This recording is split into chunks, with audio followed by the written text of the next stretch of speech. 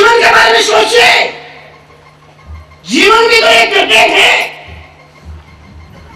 जहां मैं रुका हूं वो इंडोर स्टेडियम,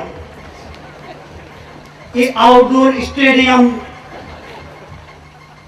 तो चलो क्रिकेट खेलते हैं अपन। अब स्टेडियम में बिठा दिया है हमारे लोकेश भाई, पारस भाई, संतोष भाई, अशोक जी, सब लोगों ने इसका चुनाव किया है कि क्रिकेट मैदान पर, स्टेडियम में। तो चलो भाई क्रिकेट खेलते हैं। जीवन के बारे में सोचिए। मुझे लगता है जीवन एक क्रिकेट है। जीवन एक क्रिकेट है।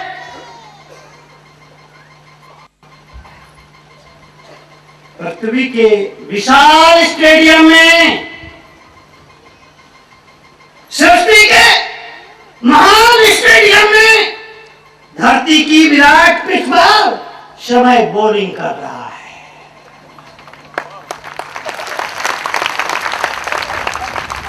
शब्द पर गौर फरमाइए।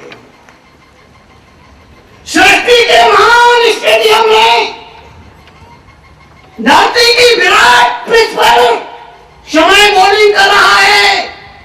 शरीर बल्लेबाज है। शरीर बल्लेबाज है। परमात्मा के इस आयोजन में एम्पायर धर्मराज है। परमात्मा के इस महान आयोजन में अंपायर धर्मराज है। विकेट कीपर यमराज है। विकेट कीपर यमराज है। प्राण हमारा विकेट है। जीवन एक क्रिकेट है।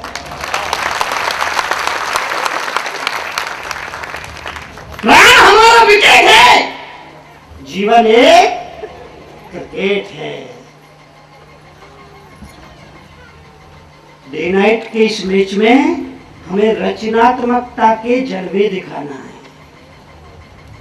Day night, day night, day night के मैच में हमें रचनात्मकता के जलवे दिखाने हैं और सांसों के सीमित ओवर में सर्जन की रन बनाना है।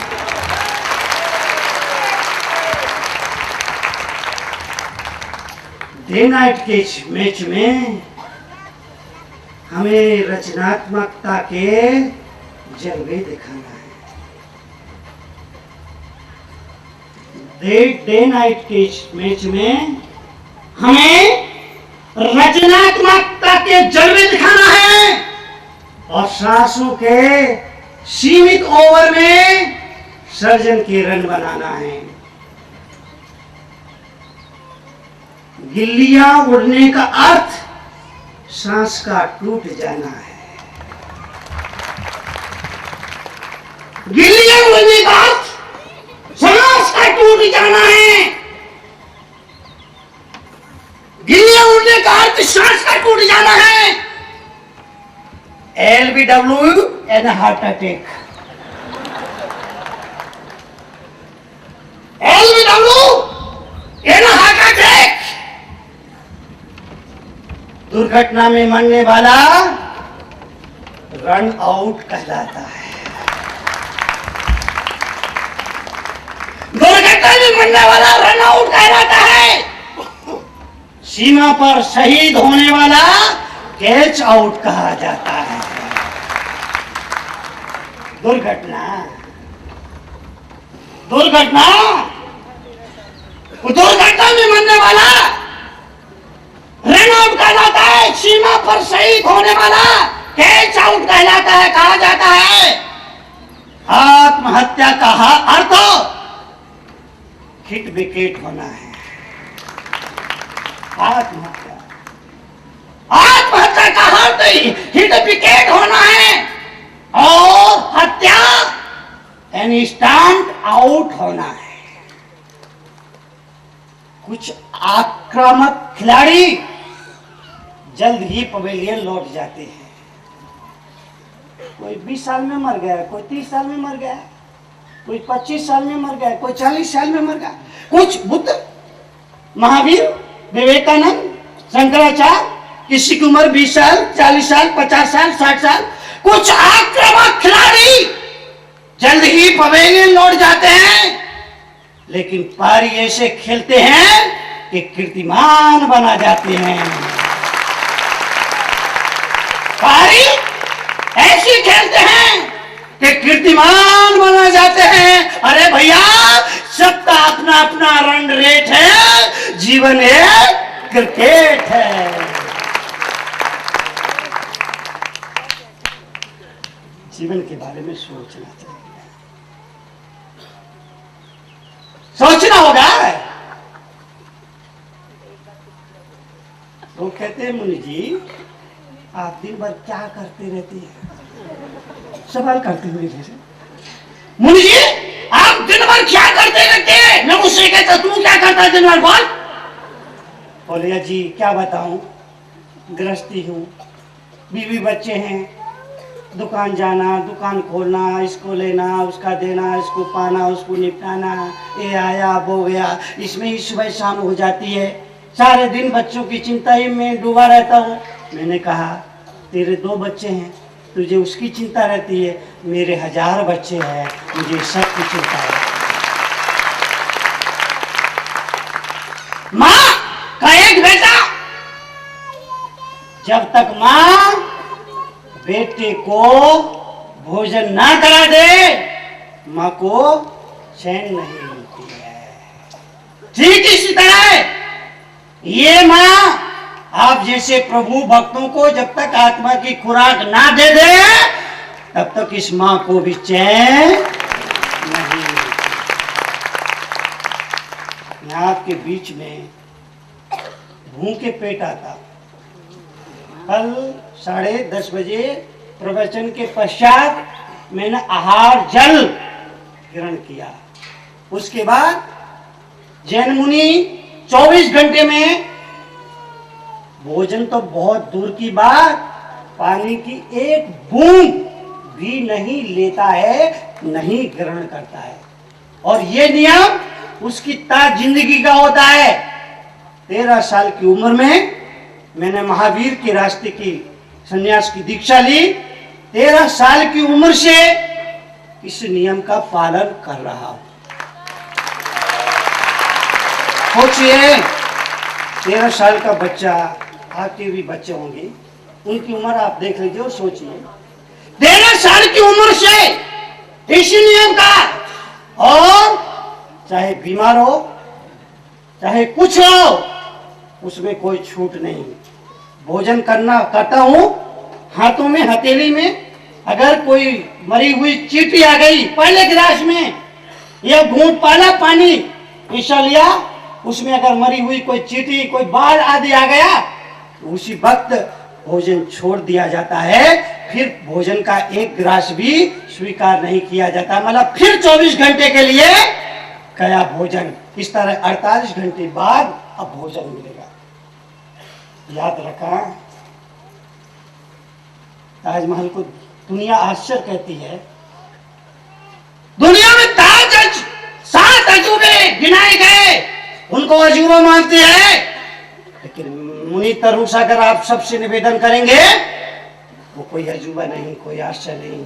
अरे ताजमहल बनवाने वाला कोई हो तो फिर बनवा सकता है, बनाने वाला कोई और हो तो फिर बना सकता है, उसमें आश्चर्य जैसा क्या है?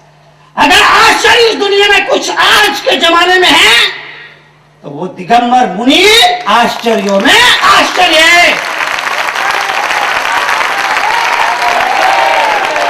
अभी दुनिया को सिर्फ इतना पता है, जैन साधु नग्न रहता है, इसके अलावा उसे कुछ नहीं पता। और उसका जीवन देखिए, उसकी चर्या देखिए, उसके जीवन के अखंड नियम देखिए, तपस्या देखिए, आपको लगेगा ये साधु सिर्फ साधु नहीं, ये धरती का चलता फिरता देवता है, ये भगवान है, ईश्वर का रूप है। समझिए, ठंड के कड़कड़ा के दिन थे। दिगंबर साधु को देखकर एक चिड़िया को दया आ गई। कड़कड़ाती ठंड के दिन थे। एक दिगंबर साधु को देखकर चिड़िया को दया आ गई। चिड़िया बोली, बाबा सामने की छत पर बहुत से पजामे सूख रहे हैं, आप कहो तो एक ला दूं। चिड़िया को दया आ गई। चिड़िया ने कहा, बाबा सामने की छत पर बहुत सारे पजामे सूख रहे हैं, आप कहो तो ला दूं। संत ने कहा, ला दे, अगर मेरा नाप का मिल जाए तो। ला दे, अगर मेरा नाप का मिल जाए तो। चिड़िया जब की गई, अब तक लौट कर नहीं आई। चिड़िया जब की गई, अब तक लौट कर नहीं आई। आप सबसे गुजारिश, अपने आप को तपाओ,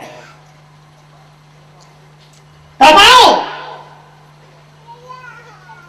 जीवन निकलेगा साधना से, साधनों से नहीं।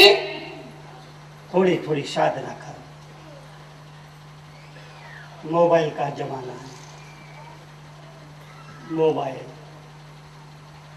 Mobile mobile mobile smile smile Ismail.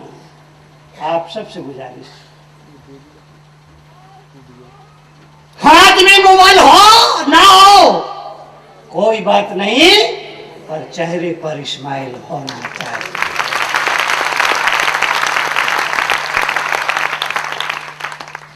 जीवन की प्रसन्नता के लिए आप सबसे निवेदन, हाथ में मोबाइल हो ना हो, और चेहरे पर इस्माइल जरूर होना चाहिए। क्यों? क्योंकि आदमी स्मार्ट मोबाइल से नहीं, इस्माइल से बनता है। आदमी स्मार्ट मोबाइल से नहीं, इस्माइल से बनता है। फिर मोबाइल तो सिर्फ वो रख सकता है जो पैसे वाला है। फिर मोबाइल को सिर्फ वो रख सकता है जो पैसे वाला हो, लेकिन इस्माइल पर गरीब से गरीब आदमी का अधिकार है, क्योंकि ये प्रभु के द्वारा प्रदत्त उपहार है।